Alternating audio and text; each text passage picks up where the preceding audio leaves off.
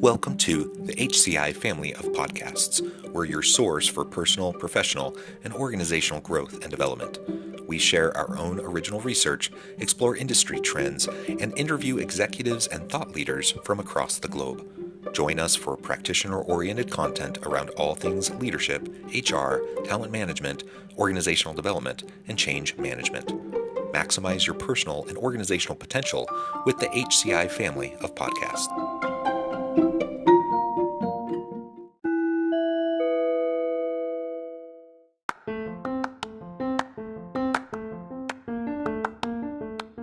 Welcome to the podcast. In this podcast episode, Dr. Angela Schill and I talk with Dr. Lua Hancock about what organizations can do to increase the number of women in leadership roles.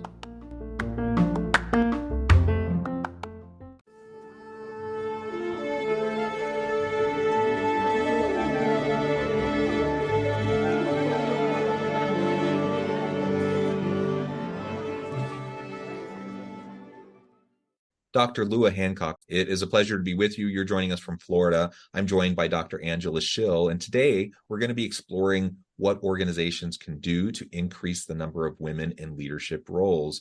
And Lua has a tremendous background in this area, both in terms of her own practitioner orientation and the work she does in coaching and working with organizations, but also in her research. So we're going to unpack all of that, mixed with some of her own background and experience as we look at this topic today. As we get started, I wanted to share part of Lua's bio. Dr. Lua Hancock specializes in providing consulting in areas of leadership, youth empowerment and engagement, change management, conflict resolution, emergency planning and response, assessment, and diversity, equity, and inclusion. She has worked with various Fortune 500 companies and higher education institutions from diverse sectors to facilitate towards values and goal creation, alignment, and success. Additionally, she works as a coach to industry leaders, assisting them with mindful, equitable, and impactful leadership.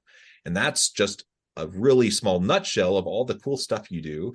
Lua, anything you would like to specifically highlight from your own professional background before we dive on into the broader conversation? So I'm a mom of two, I'll add that, one in college and one in high school, and we've been foster parents to a total of 13 kids total. Oh my goodness. So I think I'm very proud of my roles as a vice president at a university, et cetera, but I would say my proudest role is being a mom. That is wonderful. And what an incredible thing. 13 foster children. Wow. Well, thank you so much for that introduction and that background. And at this point, Angela, I'll hand it off to you and you can lead out. Thanks, John. Lua, you have vast experience in a lot of areas and have a lot of questions. I'm intrigued by so much of it.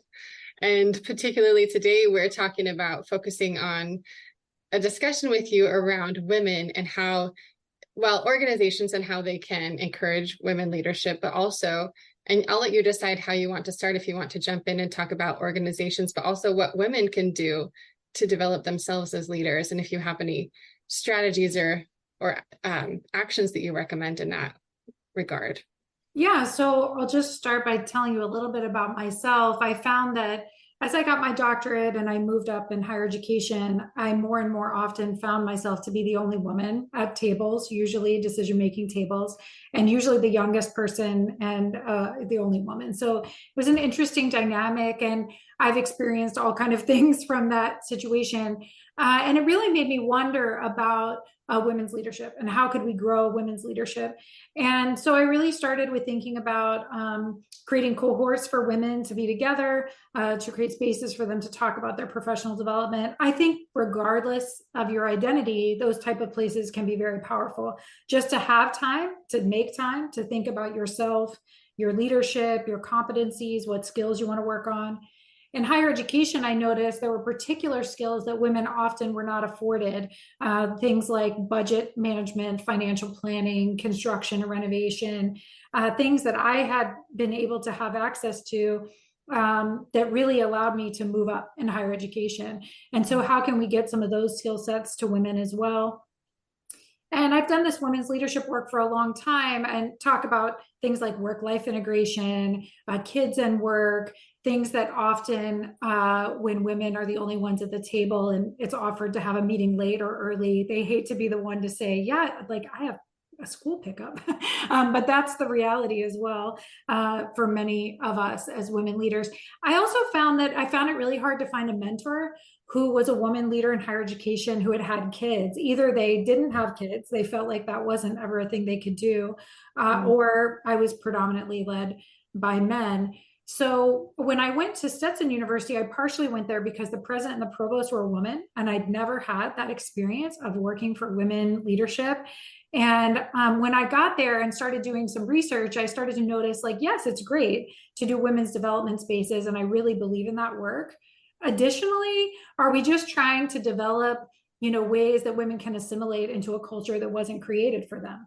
And how do we start to look at the systemic work of, yes, women's development, leadership development, but women's leadership development, if not worded or done correctly, sounds a little bit like blaming the victim in this equity situation where women aren't at the table. So if we just lead them, if we just develop them up, they'll be ready to be at the table. And I actually don't believe in that at all. I think that although can I add, yeah, it's a deficit perspective, right? It's a deficit perspective. And that is so problematic for so many reasons. And I don't think it's necessarily ill-intentioned in many cases, but it really just creates an environment where you can't empower women and give them, have the opportunities. We got to build on the strengths and the what they bring to the table. And anyways, I think we just undermine the opportunities for women and what they can contribute when we take that kind of a perspective. I completely agree. I mean, if you look at what, especially today, let's say post-COVID, institutions are asking for, transparency, communication, knowing the senior leadership, work-life balance and integration, a deep understanding of transparency, authenticity. Studies have shown that women leaders are more likely to bring that. So there's actually a business case for the strength that women are bringing to the market, as opposed to just thinking about the deficit of the things that they always need to build. And I've been pretty tired in my career of men being like, could I just coach you up on something? And I realized that actually they were coaching me to lead in ways that were not natural to my feminist perspective. And so once I just embraced that, and I was like, you know what? I lead this way on purpose, but I'm happy to have a discussion with you. That has been really empowering for me. Can I just say, because I don't know, Angela, you can speak to this, but I feel like, at least I certainly try not to be like the typical like masculine, toxic masculinity type of male leader. And I have leaders, male leaders coaching me, and I feel a lot the same way, and it really ticks me off. And I know if I feel that way as a man being coached by a man that way, it must really tick off a woman being coached by a man that way. Well, I mean, we could go extreme. We could talk about the times I've been at a table where people have said like, oh, honey, higher ed made that decision before you were born, and all those moments.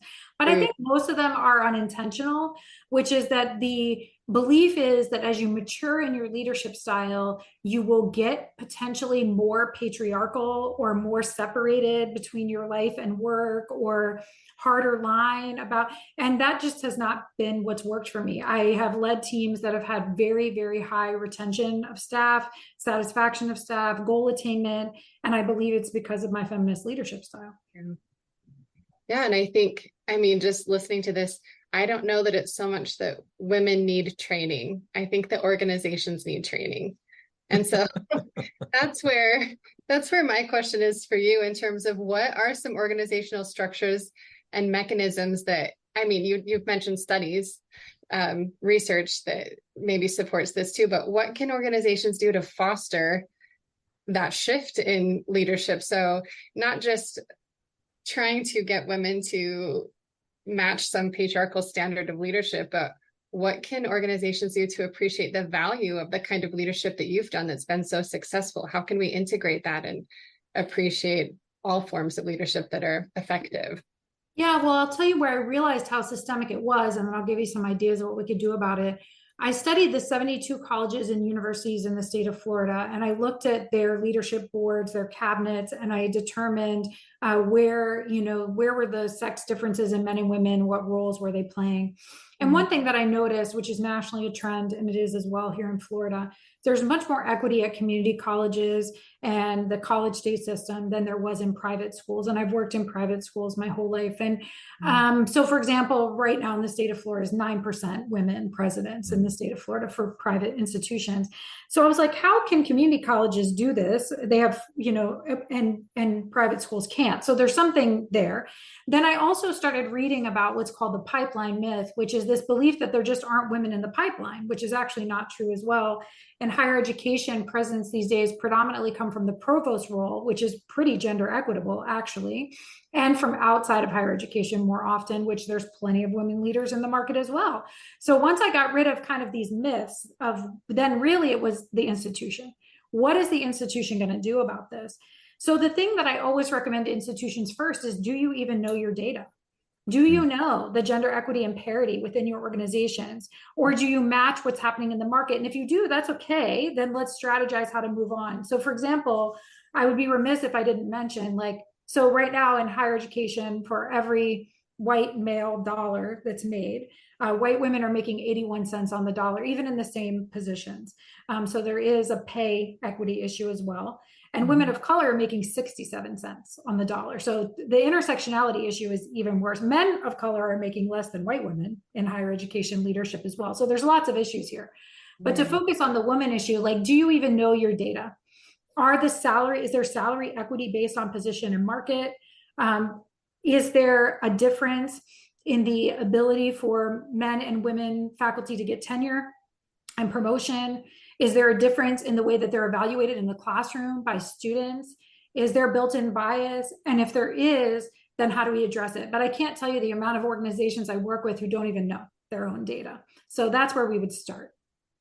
That sounds, to me, thinking about that sounds overwhelming, but so necessary to know your own data, to know what's going on. Yeah, and the good thing is it wouldn't take 30 minutes for you to take your data and sort it in certain ways that you already have in your system. Yeah. And then if you decide that you're going to make a difference about it. So for example, if there's a woman president at an organization, the cabinet is much more likely to have pay equity.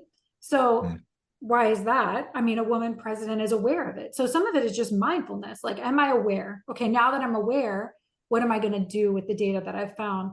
One of the biggest things that I recommend is succession planning. Institutions overall are not great at succession planning. Succession planning can be an inclusion initiative. Plus, it's so smart for the organization. It's just an underutilized strategy. But we find that women are much less likely to get their first vice presidency at a different institution. Men can interview at a different institution, their first vice presidency, and be considered. But women more likely are to be hired as a vice president if they already were a vice president. So as institutions, we should be looking to promote within, especially in areas where there's so little women, like CFOs, IT directors, athletic directors. It's shocking how few women are in those spaces. And then you have some of the opposite. Library deans are women, deans of nursing are women, diversity and inclusion people, predominantly women. In the state of Florida, it's 80-something%. Wow. So how can we make sure that we're also giving access to all different types of areas, to that? And if you're going to train women on things like business and finance, which is fine, maybe we have some of those gaps. Are we also training men or full cabinets on things like conflict resolution, communication strategy? Could you imagine if we were we're going to have a men's leadership workshop and we're going to focus on relationship building, conflict resolution? Why not? Why would we not do that? But it sounds funny. It sounds hilarious. Yeah. So I propose this to cabinets sometimes because you know what women want? They want to work on a joyful cabinet. If you ask them, they believe that they can still have joy and work. Whereas sometimes men will say, well, I kind of have to compromise because work is work. Women are like, no, I'm not going to compromise. So it's our responsibility to make joyful, collaborative workplaces, not places where people are going to eat each other. And then you tell women, well, you just have to get used to that if you're going to be in higher education. No, that's not true. It's our responsibility to create cultures that women want to be promoted within. I'm just imagining the room where you're recommending to the cabinet of mostly men about going through these trainings. I'm just imagining their faces. I do it. How many would react to that, I do it. I said, and I tie it again back to the market. the students, faculty, and staff are asking for these type of organizations. So the best way to do it is to create a representative cabinet that looks like your student constituency. Mm-hmm. And students going to colleges are more diverse than they've ever been, and cabinets look about the same. So, and don't even get me started on boards. So that's one thing also, is looking at how do we create those cultures, so that people think like, man, I really do want to be an advancement. And then obviously people can nominate people. I think it's really important not just to mentor, but to full out nominate, to say, hey, this person would be great for this, and let me tell you why. And if we know that, for example, women are less likely to get hired at the cabinet level at another institution, then just as an equity imperative, it's our responsibility to nominate them more frequently. Just listening to you, I'm thinking about, I just heard someone talking about women needing mentors, but even more than that, sponsorship, and how the difference is you've got somebody speaking for you and you're not at the table. And I feel like that's what you're doing on this grand scale. What do you think about that? I have two questions. One about that sponsorship piece, but also how do you get that? I think part of that comes, like, the role of a sponsor is maybe, or the impact of that is shifting culture a little bit. And how do you talk to people who, if those, I won't bring boards up, but if you have these different leadership that you're speaking with and trying to help see this new way of how to operate, how do you get through? What are the steps? Is it just, showing them the numbers, showing them that this is a wise business decision? Or, sorry, that's a loaded question, but I think, yes, showing them that obviously in business, the WIFM, right? Like, what's in it for me? Like, why do they care? Why are they going to care about it? Besides just this kind of like human rights space, or, civil activism space. So there is a business case. I would say also, though, it's been a bit disheartening. I have offered to universities to do this work pro bono. Like, I will come in and like work with you and think about what this women equity looks like. And many of them have not taken me up on it. Higher ed right now is tough. It's a tough time to be a leader in higher education. The national belief in the value of higher education is decreased. Internal fighting is up. Votes of no confidence are up. Like, it is a tough place to be right now. And I totally respect that. So I think it's mostly like a time and prioritization issue. So what I'm trying to do right now in Florida, for example, although I presented to the presidents, I presented to all the presidents of the community colleges, it's been hard to get in with the private colleges and universities, which unfortunately are traditionally bound in more elitism, which is why I think there is less gender equity and racial equity in those spaces. So I went and met with the community college presidents, so many strong, amazing women who were super interested in this data and actually have a lot of equity on their campus already. But it's been hard to break through those spaces. So I've actually decided instead to talk predominantly to HR people and CDOs instead. They are the people on the ground doing the work. And by the way, they're predominantly women. So I think that's where we're going to try to start, to make some inroads. Yeah.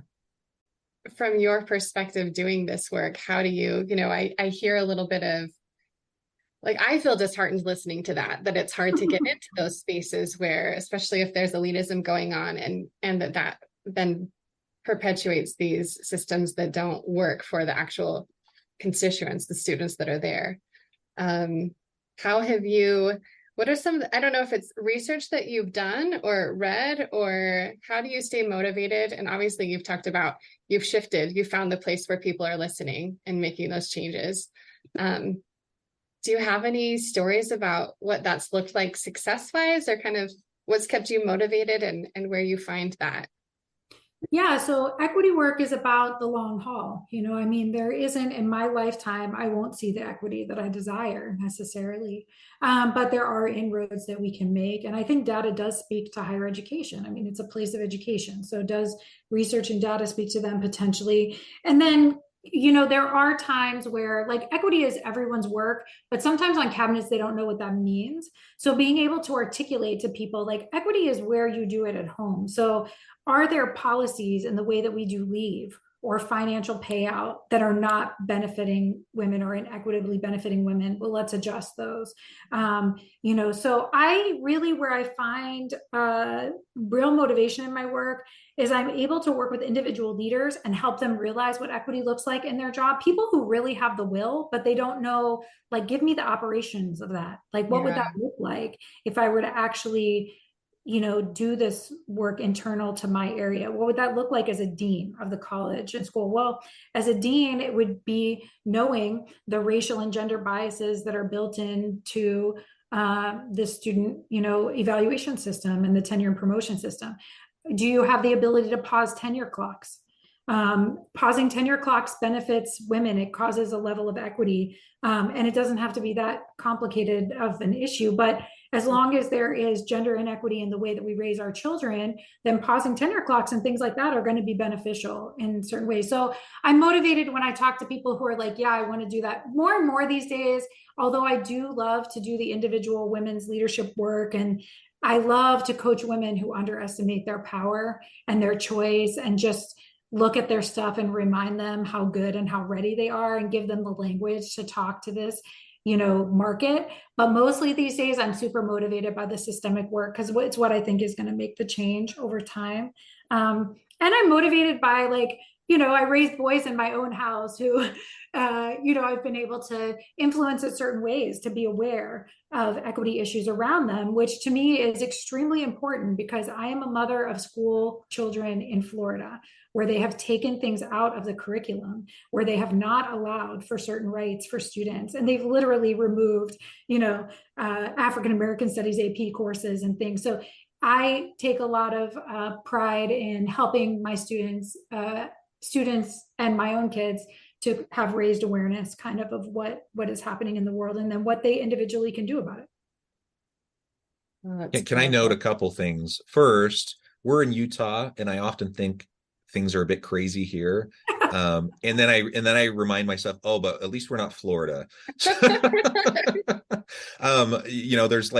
There's it's a crazy time, shall I just say. It's really a challenging time to be talking about these issues in any space, but particularly in a higher ed space.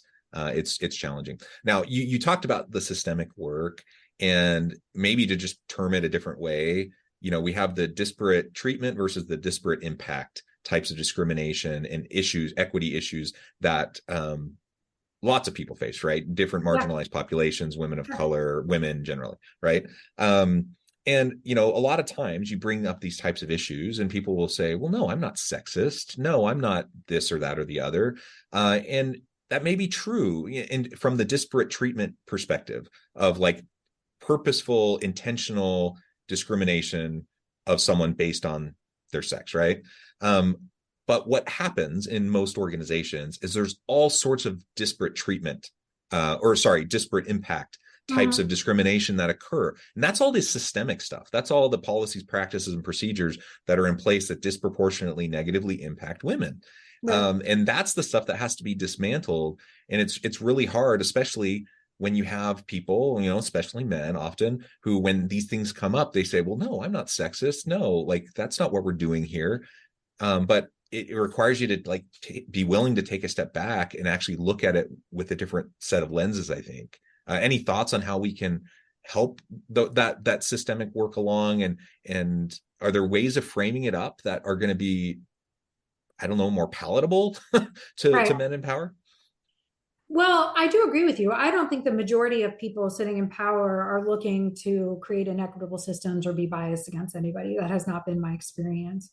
I think that though, when you look at your data, it will tell you specific things. And this is student data as well. I mean, of course, you're trying to create a system where all students feel like they belong, and then you pull the data and certain groups don't feel that way. That's disheartening. I mean, when you've done this as your work, you feel, so I'm trying to meet leaders right where they are. There's no judgment zone, but it is interesting. I don't want this to be the motivator, but I think right now there's also a risk mitigation motivator happening in higher education. Yeah. There's been some of these kind of class action level lawsuits by groups of faculty and staff, women at institutions recently, who have said, listen, we've been bringing up gender equity pay for 20 years and it hasn't changed. I don't want to sue my own institution, but what am I going to do? And I feel for those leaders. Do I think that president or board is sitting there saying oh, let's have, let's pay women? No, but they're also not paying attention enough, like you said, to all of these factors and levers that they can adjust. And it takes really smart work, and it takes teams of work. It takes HR professionals, inclusion professionals, and faculty leadership professionals sitting around in a non as much as possible emotional way. So you got to do your own work. You got to do your own inclusion work to figure out, why is all this stuff like making me feel a certain type of way?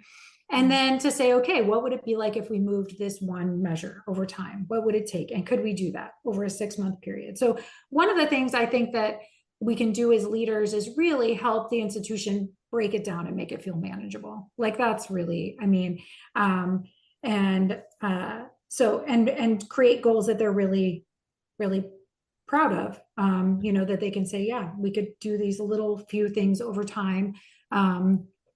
Most of it's awareness. I mean, I think in our own journey and in university journeys, it's just awareness. Are we even aware of what's happening? And then what one step would we take today to be able to make a small change? I do talk to boards, though. When I do talk to them, I do talk to them about the risk issue. I mean, there is a real risk issue. And you don't want to set yourself up for that, to be known as the place that's not equitable or whatever. Instead, just do your due diligence in advance. Can I also ask about doing the real work versus the performative work? So like most organizations, most institutions nowadays have a chief diversity officer, or whatever term they use for that position. We do it at our university as well. We have a very robust inclusion plan, a university-wide inclusion plan. Last time I looked, I think it had like 80 different categories with subpoints and like objectives, and like very, very thorough, right? So that's all wonderful. And I'm all for aspirational goals, and I'm all for reaching for the stars. But then there's also this, this point where people are looking at that and they're a little disillusioned, and they're thinking, okay, we have this document. Okay, we have this person who's in this position, but what's really happening? What changes are actually happening? And do we see any movement? And that's where it's a much bigger question, right? And so I want aspirational goals. I want to we got to start somewhere. And so I want to start the process of doing a little bit to make things better. But how do you also do that while also not just coming across as just, it's a PR thing or it's a performative action? Yeah, absolutely. Well, yeah, I mean, there's been studies on the real impacts of CDOs. Man, I mean, what a tough job right now, again, and in higher education, people have been changing their titles. And I mean, here in Florida, like I said, it's a mess. I guess so I'll give you a story here that was really impactful to me. So the day after the last presidential election, and regardless how you feel about the outcome, when Trump was elected, I had faculty and staff come in my office and say, like, what do? I don't agree with some of what's happening in our nation, but I don't know what I'm supposed to do about it. Should I advise a club or organization in the Multicultural Student Council, or should I do like GLBT work? And I was like, I don't know. Do you have any experience with that? Like, I'm not sure. But what I think the best thing they can do is to go home and do the quiet, hard inclusion work themselves. If you're a chemistry faculty member, what does that look like to make sure that there is equity and access and ability to graduate for the students who are in your program right now? What does that mean for the faculty who are in your program, for the curriculum design, for the authors that you're choosing to use and highlight, for your own knowledge, for your own networks, for how diverse your networks are? When we hire, part of the reason why we hire people who look like us is totally unintentional. It's because I post on my Facebook.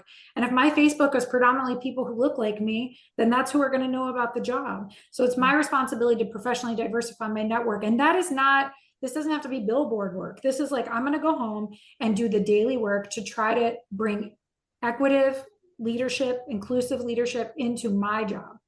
And that's where I think we actually make the most change. It's not someone else's job. It's not the CDO's job. Now, the cabinet has to do some things systemically, but where I found the work happen is the lone chemistry chair sitting in their office, looking at the data, figuring out how, if we have expanded access to students nationally, which we have, and faculty and staff have gotten more diverse, which is great. I'm proud of this country that there's more students with accessibility, potentially issues historically, who are on campuses. There's more first generation college students. There's more women. There's more students of color. What we haven't quite figured out is how to translate that into an end successful, like access is happening, which is great. But then what do we do with that? And that is individual people in their departments doing non-sexy, hard work to just try to move it. That's what I think is going to really make the difference, honestly, in this work, is making it a part of what we do. Not something I have to talk about or whatever, but just my responsible job, like just how I do my work. Embedding it into everything we do. Yeah. Yeah. Well, Lua, this has just been a great conversation. I know the time, we're going to have to let you go here in a minute, but before we wrap things up, I just wanted to give you a chance to share with the audience how they can connect with you, find out more about the good work that you're doing, and then give us a final word on the topic for today. Sure. So I'm easy to find on LinkedIn, Lua Hancock. There aren't a lot of us, so I'm easy to find. And my website is luacoach.com, LuaCoach. So feel free to access me there, and I'm happy to do a free first-time coaching conversation and evaluation with anybody. I would say that I think that if you are someone who's listening to this, who's in a position of power, look at your data, but also just sit down and have genuine conversations. What does it feel like for other people in your organization? What's happening? And how do we create the time? The inertia of our day as leaders, the inertia of our life is not going to create time for us for the big work like this. So how do we create time and begin to look at it systemically? I believe that we have all the tools intellectually, spiritually, all of our capacities as leaders to make this happen. It's just a matter of prioritization, sitting above it and saying, yeah, this is something I really want to do. I've been so inspired by the women leaders in my life and in higher education, and the women of color in my own community who have just been stalwart supporters of education. So keep yourself fueled up. It's a long ride. Lua, thank you so much. It's been a real pleasure. I encourage the audience to reach out, get connected, find out more about what Lua can do for you. And on behalf of Angela and I, again, we appreciate everyone's work in this space. We hope everyone has a wonderful week, that they can stay healthy and safe, and we'll see you again soon.